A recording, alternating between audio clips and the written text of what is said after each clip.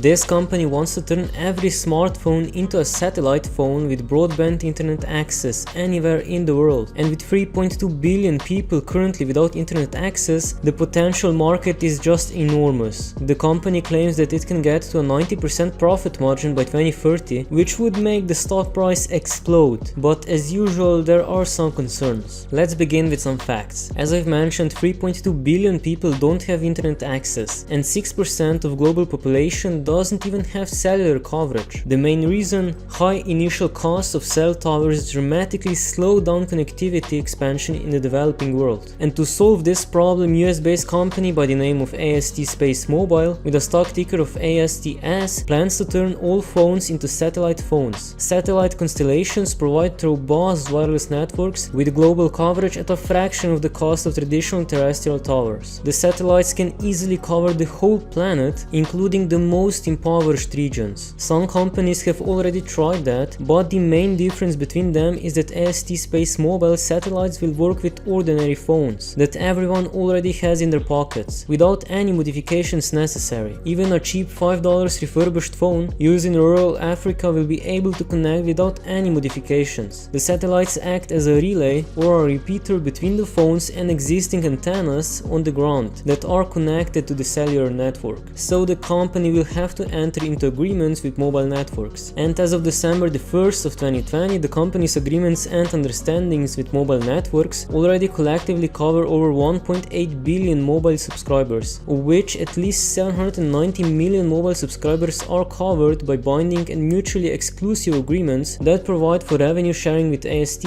under a 50-50 revenue share agreement. And AST estimates that the global market opportunity for its services is $1.1 trillion. SpaceMobile will work for consumers as follows. When subscribers exit mobile coverage, they will receive a text message from their wireless provider that offers access to SpaceMobile connectivity. With a simple yes response via text, the user will receive a day pass. This pass will be an add-on charged to subscribers' monthly bill. Subscribers will also have the option to add ongoing SpaceMobile connectivity as a monthly subscription, ensuring seamless uninterrupted service. A standalone plan will also be available to use SpaceMobile as the primary network in areas without cellular coverage. The service should even work indoors, on planes and at sea. The communication delay or latency will be about 20 milliseconds, and the SpaceMobile service will meet and exceed the download and upload speed of 35 megabits per second and 3 megabits per second. Now let's take a look at their timeline. They will launch 5 first-generation Bluebird satellites, which should fit on a single Falcon 9 rocket in late 2023. With these satellites online, the company expects to start commercial service and to generate first revenue in early 2024. Following that, they will launch 15 additional second-generation satellites, which are 2 times bigger. These 20 total satellites will cover equatorial region, which consists 49 countries and 1.6 billion people. They will launch the equatorial network first because it requires the fewest satellites for full coverage, and in total it will cost them about $300 to $340 million.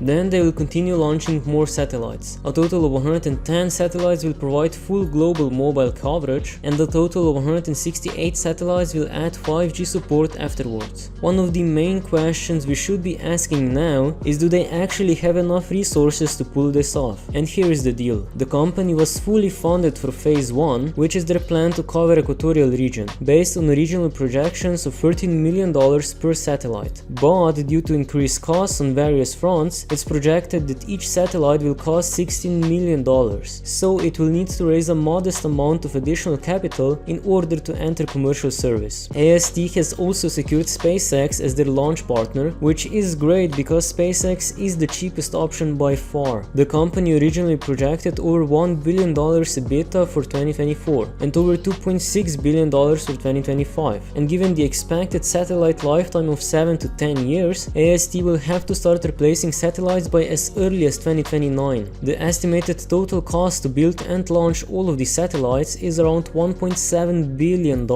However, this estimate does not consider any cost savings from volume ramp-up, falling launch prices, and so on. The company originally expected 2029 EBITDA of $14 billion, so replacing the satellites should not be an issue. So SpaceMobile has an attractive business model. All they have to do is develop, launch, and operate a satellite constellation. SpaceMobile will then offer the satellite connectivity to existing existing established mobile network operators, who will likely white label the service as their own and offer it to their existing and prospective customers in the region. The company will not be responsible for marketing and customer acquisition, effectively outsourcing this to their already established partners with broad customer base and highly competitive customer acquisition channels. It will not even have to acquire cellular frequency band licenses, which cost up to tens of billions of dollars. Instead, they'll borrow their partners' licenses with 50-50 revenue share agreements in place, just like with Vodafone. And with minimal capital expenses once the satellite constellation is deployed,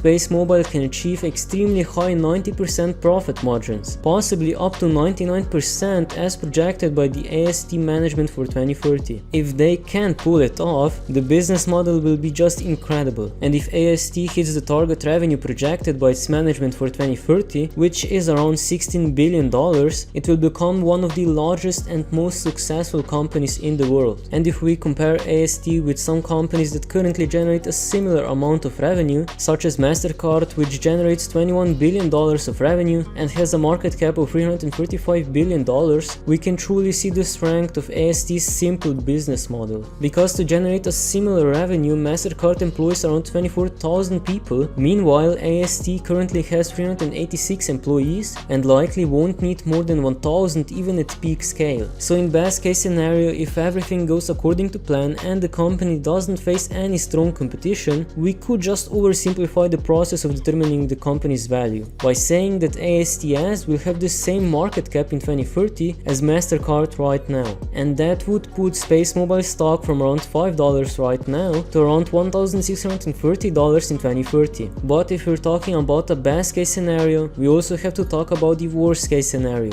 I have a couple of concerns about the company's future, and the first one is that right now it's against the Federal Communications Commission's regulation to transmit signal from space over terrestrial frequencies, or in other words, no one can broadcast 3G, 4G or 5G signal from space. However, AST SpaceMobile does not intend to apply for and own a terrestrial frequency license, but they still intend to transmit on these frequencies based on a license leased from their partners. Thus, AST requested waivers in order to be in compliance and awaits FCC decision. However, an experimental license was already granted for the Blue Walker 3 test satellite, hopefully paving the way for future grants. Having that said, AST SpaceMobile technology would help FCC reach one of its main goals, bridging the digital divide by bringing high-speed broadband internet to all Americans. It is possible that AST will not be allowed to operate in some countries, however this shouldn't be a problem for AST commercially, given its arguably conservative subscriber growth projection. The equatorial region AST targets has a population of 1.6 billion. AST partnered with Vodafone and there are almost 271 million unconnected people in Vodafone's markets. This single partner can offer more unconnected people to AST in the region than AST expects to acquire until 2030, which is around 180 million equatorial subscribers. And my final concern is competition, and the most dangerous competitor is in my opinion T-Mobile and Starlink partnership, which was announced on August 25th of 2020. Their goal is to firstly bolster coverage across the US and then aim for global coverage by mid-2024, whereas AST will firstly focus on the equatorial region. SpaceX talks about clear view of the sky requirement, but AST says their tag will work inside buildings. Starlink will have many more satellites in total than AST,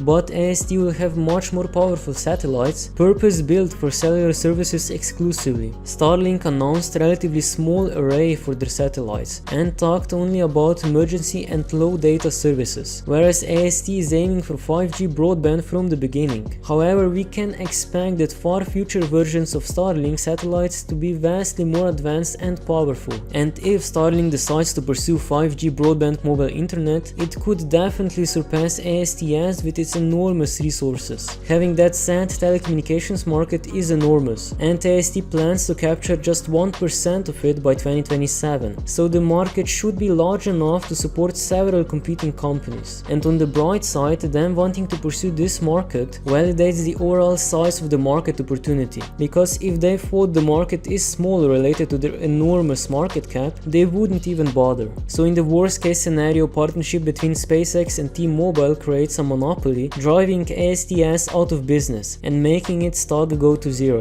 I don't think think that's very likely, but that is for you to decide, as this is not a financial advice and is for entertainment purposes only. And in full disclosure, I have opened a small position in the company. And if you would like to see more of my content, click on the video that just popped up. And if that is not enough, smash the subscribe button, as you'll help me out a lot in reaching my goal of 500 subscribers. And thanks for watching.